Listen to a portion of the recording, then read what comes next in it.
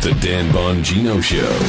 Get ready to hear the truth about America with your host, Dan Bongino. All right, welcome to the Dan Bongino Show. Producer Joe, how are you today? Ready to go, brother. Yeah, so I've been getting a lot of emails and feedback on the show. I really appreciate it. One of the questions I've been getting a lot, and I'm going to get to a couple things today, but I want to address this too, because even though I've covered it on a few shows, a lot of folks are emailing me, Joe, and they're saying, hey, well, all right, Dan, great. You're explaining to us everything that's going on here with this Spygate and, the Clinton email fiasco and the Justice Department investigation. But when's justice going to come? They feel like there's a bifurcated justice system. Sure they do.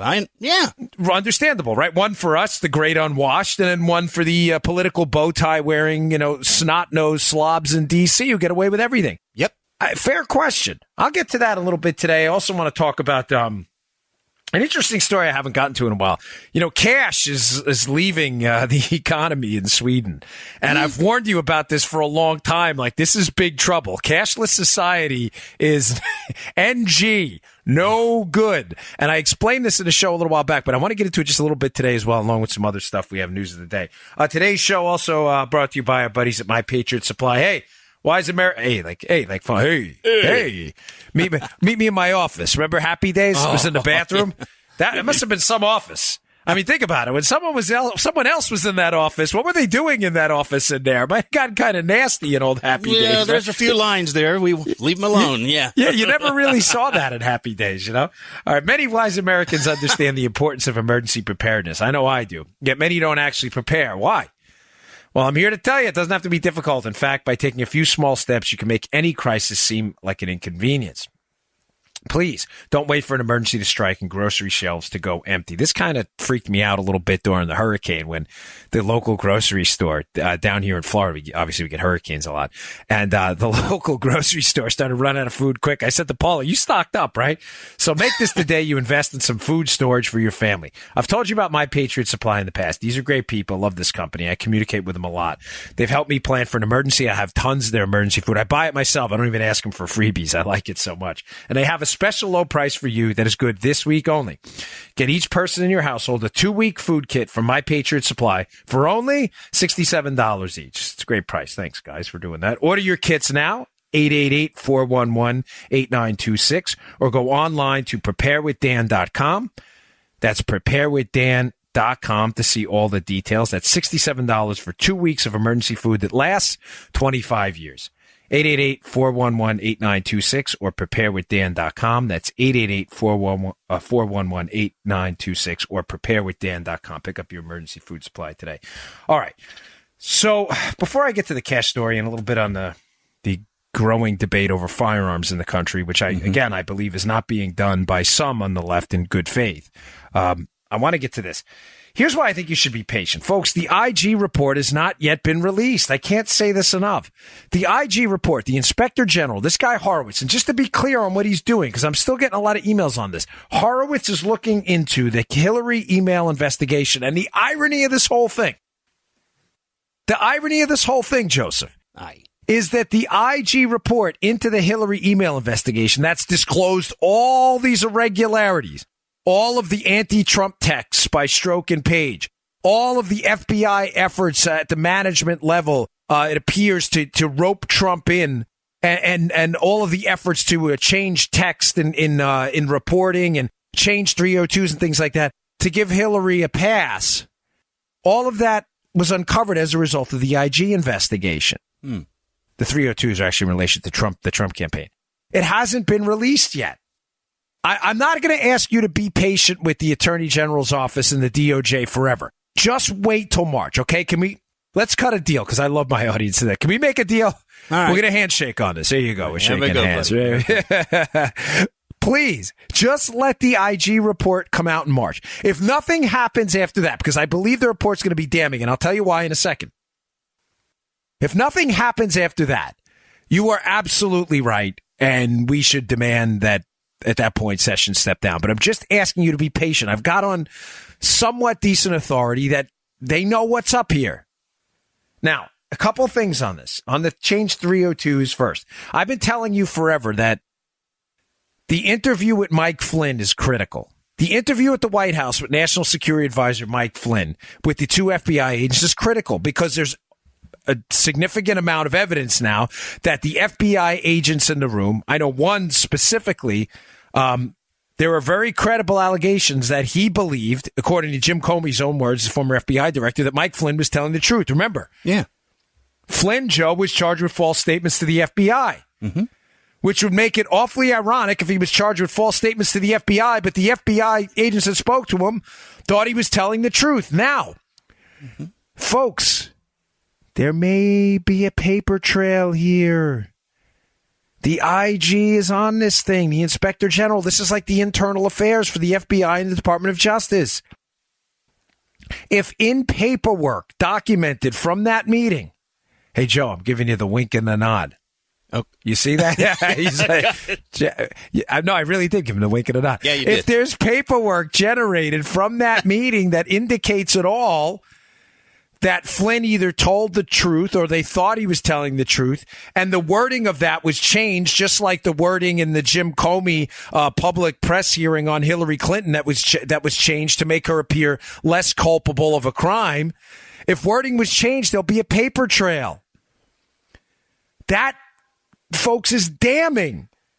Because now you're talking about a very serious act that may borderline on criminal itself, especially the fact that some of this information may not have been exposed to Flynn. I don't want to reiterate old shows, but because I know I brought this up before, but it is worth repeating, and I certainly don't want to spend the rest of my life talking about the Trump-Russia thing either. There's a lot of stuff to get to, but it's really important, folks. It's really important you understand this. That people, there's the difference between this and, say, other scandals that were allowed to lie fallow, the IRS, Benghazi, that were legitimate scandals, the debacles in their own right, is this one has a very hard paper trail through court documents, through FBI investigative interviews, the 302s, which are, by the way, I didn't even describe it, that's paperwork they fill out after an interview, basically a synopsis of what happened in the interview with Flynn. If this stuff was altered, or if this stuff was changed, or if FISA court documents were submitted about information that was not verified, there's a paper trail. So that's number one. But number two, something happened this weekend, and I'll put this in the show notes. Please read this article. As always, the show notes are available at Bongino.com. If you join my email list, I will send it to you, of course, every day in your email box. A fascinating piece at The Hill. There's a Democratic senator, not a Republican senator, a Democratic senator from Pennsylvania, Casey. This kind of went with the media hasn't really been focusing on this, Joe, but Casey is now warning the special counsel, hey man, don't release that report prior to the 2018 midterm elections, the congressional elections coming up right around the corner. This November. Remember, I'm not talking down to the audience, but the House of Representatives, every member is elected every 2 years. So we had an election in 2016 and 2018. A third of the Senate's up and the entire House. There are, you know what midterm elections are, but it's important we understand this. The Republicans are starting to close in. They're actually up on the generic ballot now. Why would a Democrat senator, Bob Casey, who unquestionably has some detailed knowledge about what's going on here, why would he not want the special counsel, Bob Mueller, to release his report prior to the election? Ladies and gentlemen, do you think it's possible that what's going to wind up happening here is this IG report in March? You're going to have a double whammy. Follow me, Joe. This is important. All right. Here's the potential double whammy. And folks, we have been right on. We have not missed a prediction yet in this thing. If we do, I'll stand corrected. But is it possible that in March the IG report comes out and is absolutely damning about a couple of things? The fake prosecution of Mike Flynn. So Mike Flynn comes out of this thing looking like a superstar in the end. He may have made some bad decisions business-wise, but the fact that he was prosecuted criminally for a crime even the FBI thought he didn't commit would be devastating to the entire Trump witch hunt, right? Because it's all the Democrats have. There's been indictments, man. There's been prosecutions. Flynn pled guilty. Yeah, to a crime even the FBI didn't think he committed. Maybe he pled guilty because they were threatening to bankrupt him, and he was being overwhelmed by legal fees. People plead guilty all the time. Yeah. to just get out of the legal morass. Remember what I tell you over and over. The best line I ever heard from Tom Fitton from Judicial Watch. For the left, process is punishment. The legal process, folks, in and of itself is the punishment, not the result. Whether you're convicted to them or not is almost irrelevant. Putting you through the legal process is the punishment. So when you ask again, well, why would he plead guilty? Maybe to escape the process, not the punishment in the end. Took a bath. Took a bath. It's like we say all the time. That's what companies do when they're hurting. You just take a bath. And he's like, let's just get this done with. But don't you find it awfully suspicious how quiet Mike Flynn's been? Mm-hmm. Why has Mike Flynn not come out and defended himself? Maybe because Mike Flynn, Joe, the old wink and a nod again. Maybe because Flynn knows what's going on. Yeah. Maybe Flynn's defense counsel knows what's going on. He knows that the FBI may have understood he did not lie or did no intention to deceive them. So the double whammy number one, in March, it comes out that one, Flynn may not have been guilty of all this. And number two, that Hillary Clinton and the Clinton campaign may have, in fact, been given a pass on potential criminal activity. The IG report could be damning on that. I'm going to get to that part in a second, but I just want to get to the second prong of this. Because, again, this is in regards to the Democrat senator's statement, hey, maybe we shouldn't release that special counsel report. Maybe because the Dems are terrified, again, that number one, Hillary's going to look bad, the FBI investigation is going to fall apart, and number two, if the special counsel report, the final report comes out before the election, Joe, and what's in it is Zippo evidence whatsoever of Russian, quote, collusion with the Trump team to alter the election. Do you understand that Democrats for over 2 years will have run on this Russian collusion thing? It will have entirely collapsed. And the investigation, after they praised Mueller for the entire year, will have come away with ungats, with nothing. Zilch. Zero. Guys, ladies, you listening in your car on the way to work, on the way home from work, why do you think a Democrat senator would say that? You think the writing's on the wall? Why would Rod Rosenstein come out in last Friday's conference and say, oh, in this indictment, there's no allegations that any Americans wittingly were involved in this? Why would he say that if there was a bigger scandal coming later? Now, fair enough to the liberals who are obsessed with this Russian collusion thing. They say, well, he just said in this indictment. And you're right. He did say that. And I listen, I don't know what Rosenstein knows. I think we have a good body of information, Joe and I, based on some quality sourcing. But I don't know everything. I'm not pretending to. And you may be right. There may be an indictment later on for a Trump volunteer in Texas that told a Russian. I don't know. Folks, I'm seriously just making that up out of thin air. I'm just saying I don't know that. But I know this, that if the first indictment out of the chute involving Russians is that, Facebook ads, I don't know, folks. I'm not really, I don't know how to say this. I'm pretty convinced, given my experience with the federal government's prosecutorial and investigative system, that I humbly think that's the best they have.